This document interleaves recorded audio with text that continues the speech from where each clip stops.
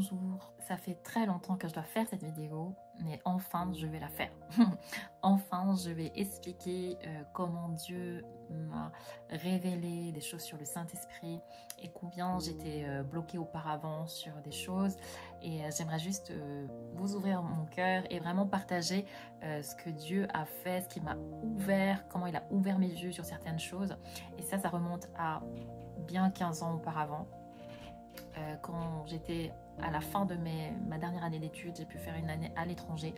Et moi, j'ai grandi dans une église baptiste où on nous a très peu enseigné le Saint-Esprit, où on croit au Saint-Esprit, mais on ne vit pas plus du Saint-Esprit. Et du coup, pour vous expliquer mon cheminement, j'étais une année en Angleterre, donc moi j'ai grandi en France, et puis je suis partie en Angleterre 1 an. Et à ce moment-là, je me souviens, lorsque je suis partie de mon église, ma tante m'avait dit « Ah, mais surtout, tu sais Florence, t'es pas obligée de rester dans le même mouvement, la même dénomination où on est ensemble, mais tu peux t'ouvrir à d'autres choses. » Tiens, c'est resté dans mon oreille.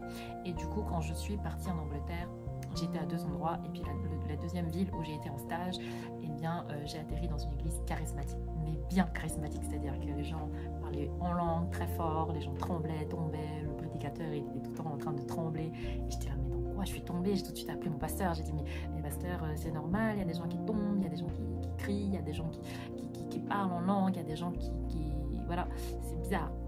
Il m'a dit, bah, ça peut arriver, il y a des gens qui tombent dans l'esprit, et lorsqu'ils se relèvent, ils ont plein de péchés qui sont plus là. Mais il y a des gens qui tombent aussi dans l'esprit, et qui tombent pas forcément dans l'esprit, et qui, voilà, il n'y a pas d'effet. Le plus important, c'est l'effet, l'action de Dieu sur ta vie. Et lorsque, donc, du coup, j'étais dans cette église, il y avait une chose qui m'a vraiment interpellée. Si toi qui m'écoutes, qui ne viens pas d'un milieu charismatique, et tu te poses toutes ces questions, tu te dis, mais c'est quoi ce truc, c'est flippant, c'est quoi en fait? Ça fait flipper parce qu'on ne contrôle pas, on ne sait pas ce qui se passe, et est-ce que ça vient de Dieu ou pas? Peut-être tu te poses ces questions.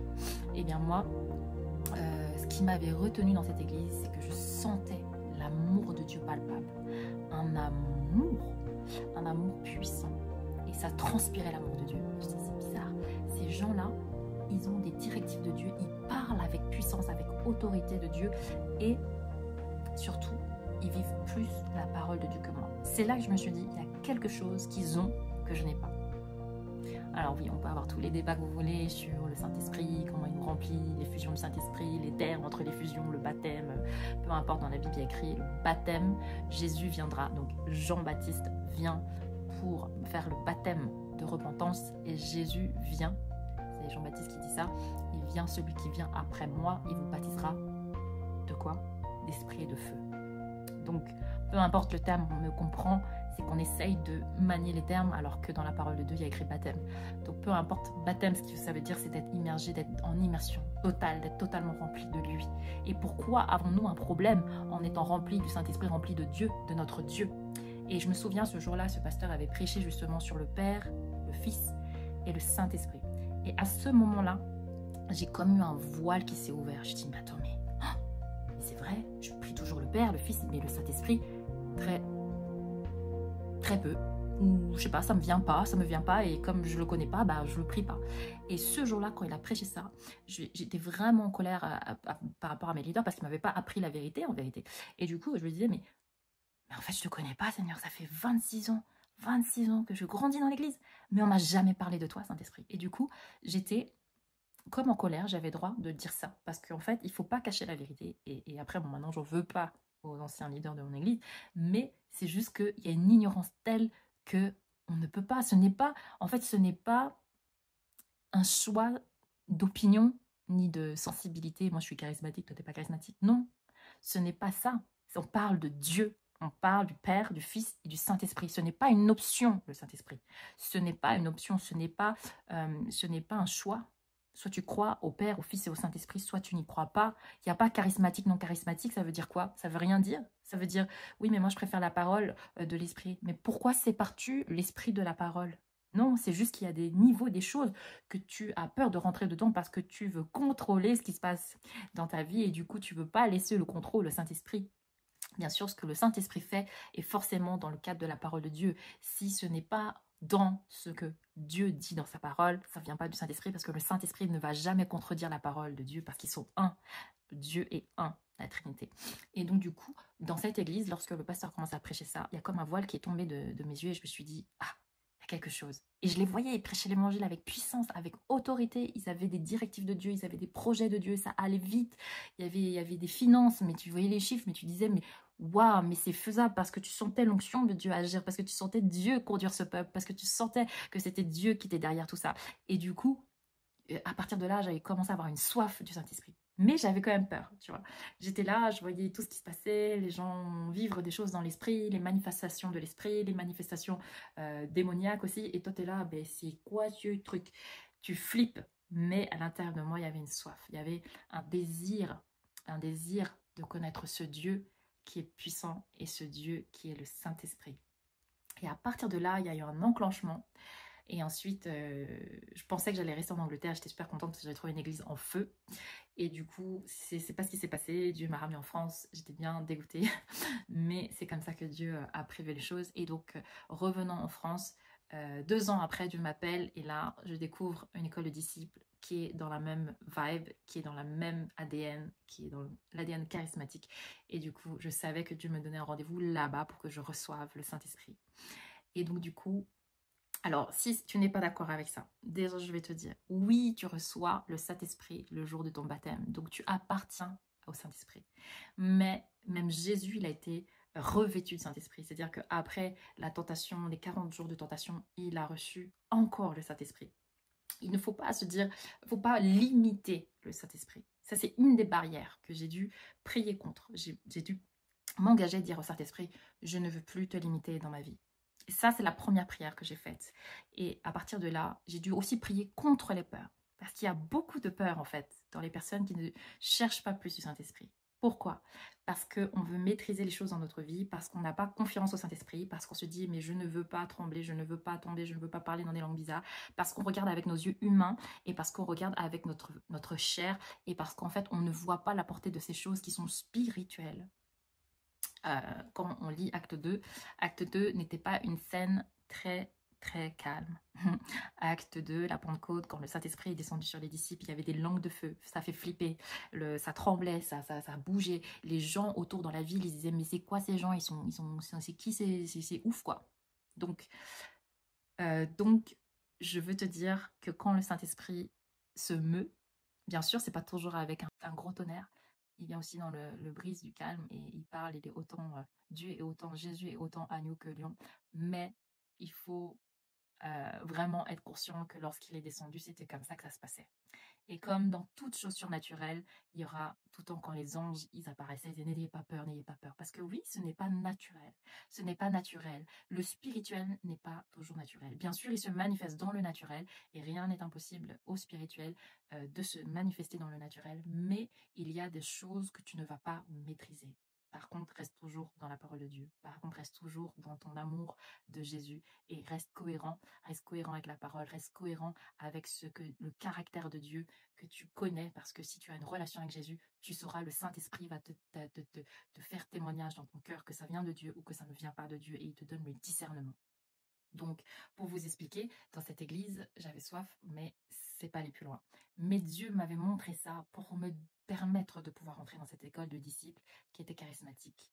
Et même si j'étais là, donc même si tu peux être dans un endroit où c'est rempli du feu de Dieu, mais tu peux aussi ne pas vivre des choses, c'est-à-dire ou les vivre très lentement, ou être très fermé en fait à l'Esprit de Dieu, à l'action du Saint-Esprit. Et ce que je veux te dire aujourd'hui, c'est ne reste pas sur ton acquis, ne reste pas sur des choses que tu as vécues dans le passé. Ah oui, c'était trop bien, j'ai été rempli du Saint-Esprit, j'ai parlé en langue, j'étais baptisé dans l'Esprit une fois. Sache que le Saint-Esprit a toujours plus pour toi. Donc, il faut que tu viennes à ses pieds et que tu lui dises, Saint-Esprit, je veux que tu agisses dans ma vie parce que ce que tu fais, c'est tellement beau. Tout ce que tu fais, c'est tellement merveilleux. Tout ce que tu fais, c'est tellement puissant. Tout ce que tu fais, ça pointe tellement vers Jésus. Ça pointe vers sa parole, ça pointe vers lui. Et c'est là que tu sais si ça vient du Saint-Esprit ou pas. Parce que lui, il est là.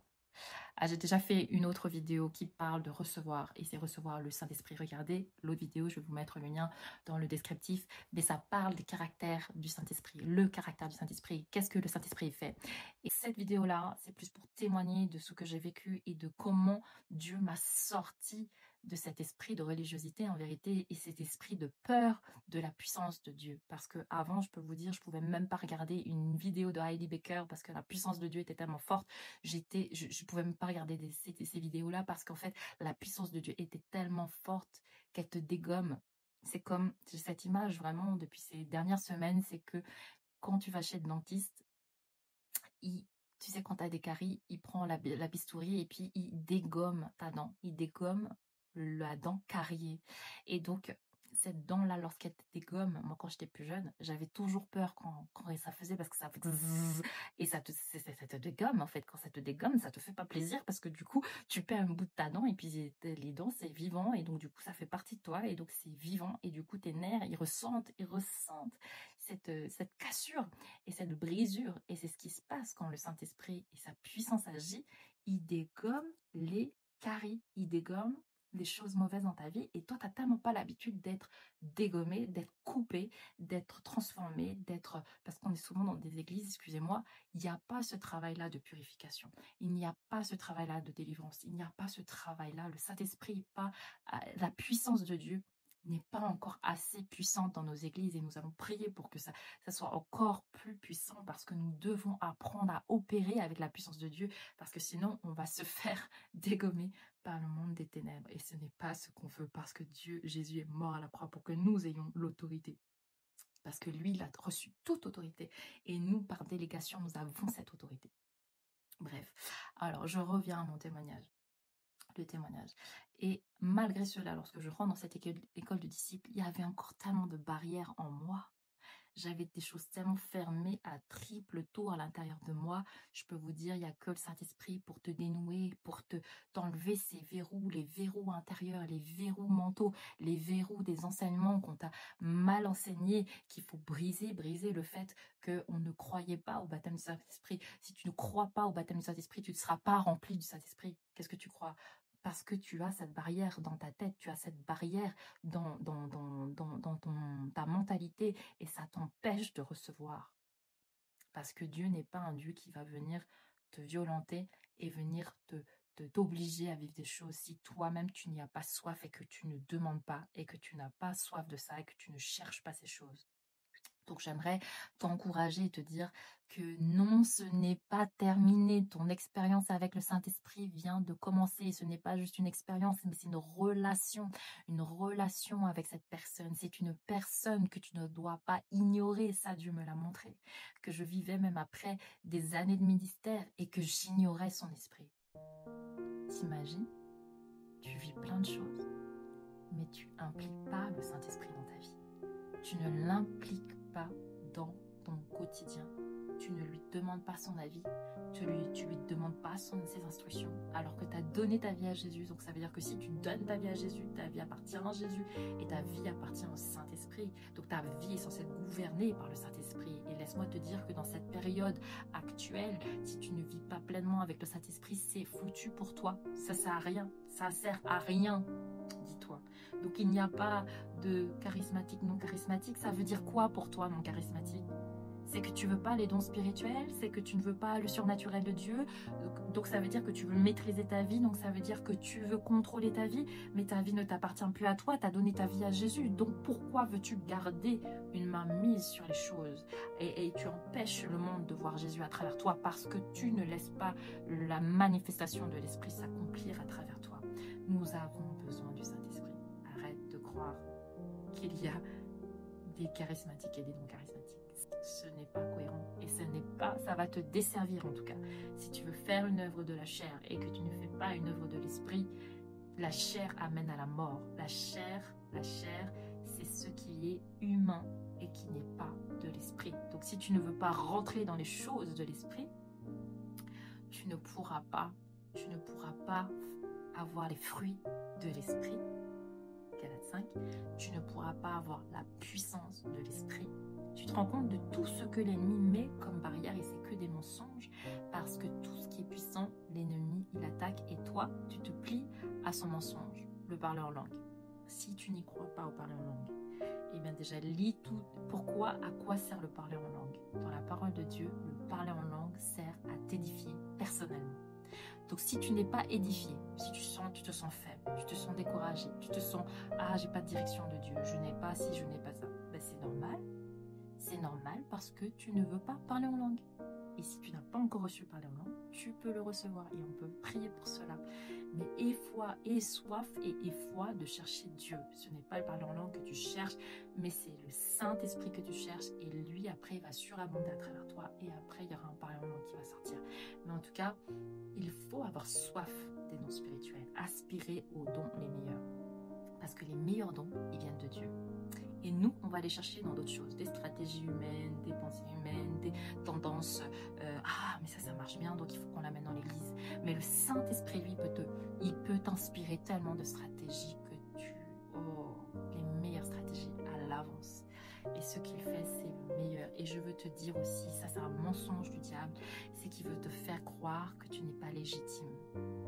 Il veut te faire croire que tu ne fais pas partie de ceux qui entendent le Saint-Esprit. Il veut te faire croire que tu ne vas pas recevoir plus parce que tu viens d'une famille, je ne sais pas, ménonite, tu viens d'une famille baptiste, tu viens d'une famille où il n'y a pas l'onction du Saint-Esprit. Mais toi, tu as soif, toi qui m'écoutes. Eh bien, je te dis, écoute et reçois le Saint-Esprit.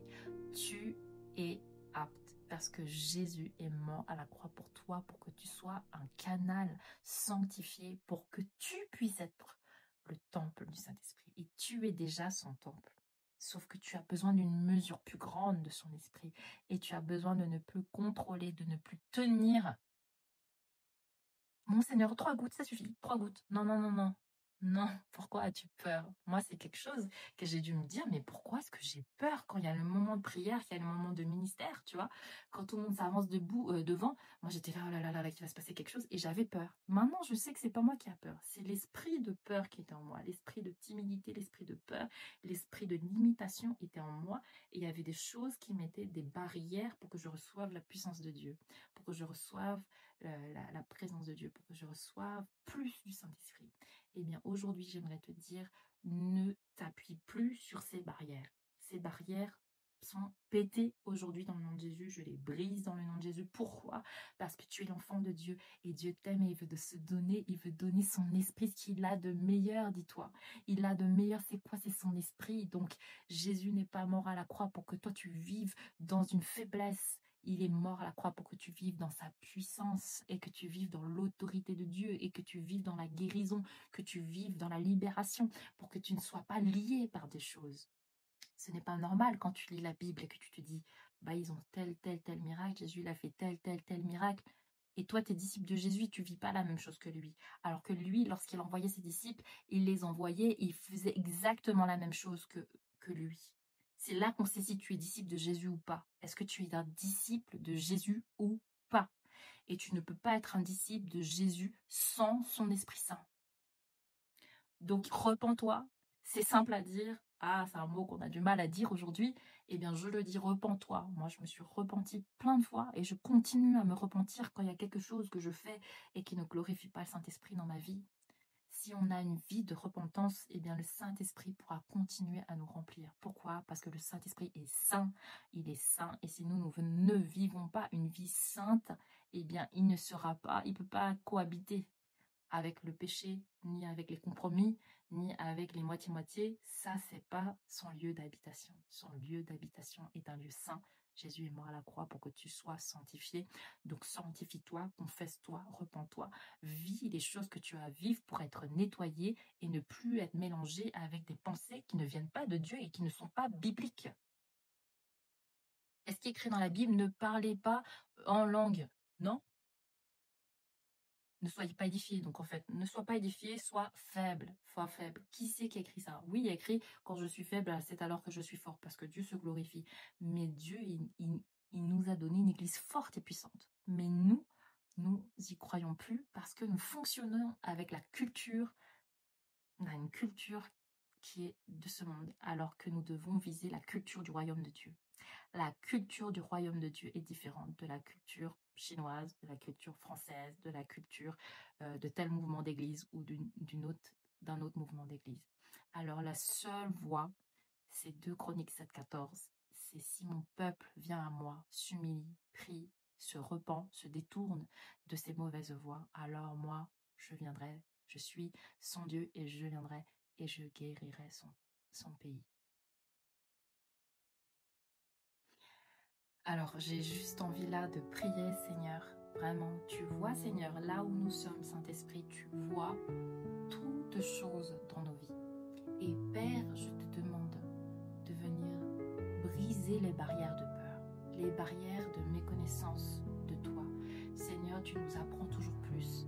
Et je sais que tu as tellement à nous donner parce que tu es le Dieu éternel. Il n'y a pas de fin en toi. Nous ne pouvons pas nous permettre de connaître toujours la même chose de toi. Toujours la même chose. Seigneur, augmente notre capacité à recevoir de ton esprit. Augmente ma capacité à recevoir de ta parole. Augmente ma capacité de recevoir tes révélations. Parce que ça aussi, c'est ce qui nous empêche d'avancer. C'est quand on est religieux, donc on fait des choses à répétitif, eh bien, on ne fonctionne pas avec l'esprit de révélation. Quand Dieu nous révèle des choses, on va dire, ah ben... Et quand on voit les autres recevoir des révélations, on dit, mais ils sont bizarres ces gens-là. Et bien non, ils ne sont pas bizarres parce que l'esprit de Dieu est un esprit, l'esprit de révélation, l'esprit de puissance, l'esprit de conseil, l'esprit qui te donne une direction. Et si tu n'as pas toutes ces choses, il faut que tu te poses la question, où est-ce que j'ai mis le Saint-Esprit? Est-ce que je l'ai attristé? Est-ce que je l'ai oublié? Est-ce que je l'ai mis dans un placard? Est-ce que je fais ce que lui me demande ou est-ce que je fais ce que les hommes me demandent? Est-ce que j'ai peur, j'ai crainte des hommes ou j'ai crainte de Dieu? Beaucoup de nos églises, nous n'avons plus crainte de Dieu. Nous n'avons pas la crainte de sa parole. Nous n'avons pas la crainte de ce que lui, il va accomplir sur cette terre. Nous ne recherchons même pas à écouter ce que lui veut. Combien de fois nous disons, Seigneur, révèle-moi ce que tu veux. Révèle-moi ce que tu veux pour ma vie. Révèle-moi ce que tu veux pour aujourd'hui. Comment veux-tu m'utiliser aujourd'hui? Parce que je suis un canal racheté. Je suis une personne que tu as rachetée. Tu m'as racheté de la mort. Tu m'as racheté du péché. Tu m'as racheté de tellement de choses passées. Ce n'est pas pour que je puisse avoir une maison et une voiture et des enfants et un mari et puis que tout ce qui est aussi bien. Gloire à Dieu. Merci pour toutes ces choses. Mais il y a plus. Il y a plus pour toi. Dieu veut t'utiliser et ne crois pas que c'est juste pour vivre une petite vie monotone. Dieu veut t'utiliser, mais à ta manière. Je ne sais pas comment il veut t'utiliser, mais c'est sûrement d'une façon unique parce que Dieu nous a tous créés de façon unique et nous sommes tous différents, avec des capacités différentes, avec des personnalités différentes, avec des passions différentes. Il a mis des choses spécifiquement en nous. Bien, aujourd'hui, je te challenge. Prie, demande au Saint-Esprit. Révèle-moi comment tu veux m'utiliser. Quel est ton plan pour notre famille? Quel est ton plan pour ce mois-ci? Quel est ton plan pour cette saison pour nous? Et Seigneur, nous sommes prêts à tout pour toi parce que tu es notre Dieu. Tu es celui qui nous a rachetés, nous t'appartenons. Et Seigneur, s'il y a des fonctionnements qui ne sont pas de toi, nous les enlevons et nous te disons oui Seigneur, fais-le dans nos vies, fais-le dans nos cœurs. Nous avons besoin de ta direction. Nous ne fonctionnerons pas sans ta direction parce que tu es celui, tu es l'Éternel des armées. Tu es notre commandant armé. Si tu ne nous dis pas droite, gauche, attaque là, tape là, prie là, fais ci, fais ça, on ne va pas le faire. Sinon, on est en train de suivre quelle voie? Dites-moi en commentaire quelle voie tu es en train de suivre. Suis la voie du Saint-Esprit. Pourquoi? Parce que les enfants de Dieu sont conduits par le Saint-Esprit. Et les brebis du Seigneur reconnaissent la voix du bon berger. Donc, tu es son enfant. Apprends à l'écouter. Tu dis, et si, sois honnête. Si tu ne reconnais pas la voix de Dieu, tu dis, Saint-Esprit, est-ce qu'il y a quelque chose que j'ai fait qui ne t'est pas plu? Ou alors Dieu t'a déjà parlé, mais toi, tu n'as pas obéi. Donc, du coup, reviens à ça, obéis, et tu vas voir, Dieu va continuer à te parler. Donc, il y a beaucoup de choses que le Saint-Esprit veut te révéler. Donc reviens à lui, demande-lui pardon. Dis-lui, Saint-Esprit, j'ai besoin de toi. J'ai besoin de toi. Tu es ma joie, tu es ma paix, tu es ma vie. Il n'y a que toi qui peux me revigorifier parce que l'ennemi va amener la mort et le salaire du péché, c'est la mort.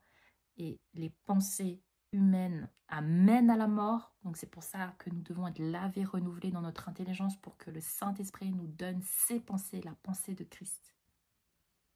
Et le Saint-Esprit va toujours orienter vers Jésus. Il va toujours t'orienter vers la parole de Dieu. Donc jamais tu vas aller faire des choses bizarres. Et vraiment, je prie, Seigneur, que tu viennes rencontrer chaque personne qui écoute ce témoignage. Saint-Esprit, tu es la plus merveilleuse, précieuse personne sur cette terre. Et tu représentes la Trinité, le Père, le Fils. Et Seigneur, Saint-Esprit, nous te donnons nos vies. Viens habiter en chaque personne qui m'écoute. Viens diriger là où il y a besoin de diriger. Viens consoler là où il y a besoin de consoler. Viens remplir là où il y a un vide, Seigneur. Et nous refusons de remplir avec d'autres choses, d'autres addictions, l'addiction du travail, l'addiction des jeux vidéo, l'addiction d'Internet, l'addiction dans les relations, l'addiction avec les alcools, les addictions avec les drogues. Dans le nom de Jésus, tu viens remplir les vides. Tu viens remplir là où il y a un vide parce que toi, tu es le Dieu puissant que nous voulons connaître. Et si nous ne te connaissons pas, Seigneur, alors que nous t'appartenons depuis des années, eh bien, pardon, Saint-Esprit, t'avoir mis de côté. Nous ne voulons pas t'attrister, comme la parole de Dieu le dit. Nous pouvons attrister le Saint-Esprit. Et nous ne voulons pas éteindre ton feu. Nous revenons, Seigneur, à ton feu, à ta présence, à ton amour, à ta grâce, à ta parole, Père. Nous nous repentons, Seigneur, et nous revenons à notre premier amour. Souviens-toi de ton premier amour, comment tu étais lorsque tu es venu à Christ et que tu étais amoureux de Dieu. Eh bien, je prie maintenant que cet amour reprenne sa place, que l'amour, le feu du premier amour t'habite, parce que tu ne veux pas que lorsque Jésus va revenir, il va dire « mais je ne te connais pas ». Non, tu veux qu'il te dise « bon et fidèle serviteur, tu as bien fait ». Et donc, je prie maintenant, Seigneur, que tu ravives les relations, tu nous ravives, tu nous remplis d'une forte intimité avec toi, que nous puissions chercher ton cœur, chercher ta présence, chercher qui tu es réellement et pas chercher seulement, Seigneur, tes cadeaux, tes dons spirituels ou tes dons, Seigneur, même si nous les voulons. Mais d'abord, c'est toi que nous voulons, Saint-Esprit. Nous t'aimons et nous te glorifions et nous te donnons toute la gloire au nom puissant de Jésus-Christ. Amen, amen, amen et amen.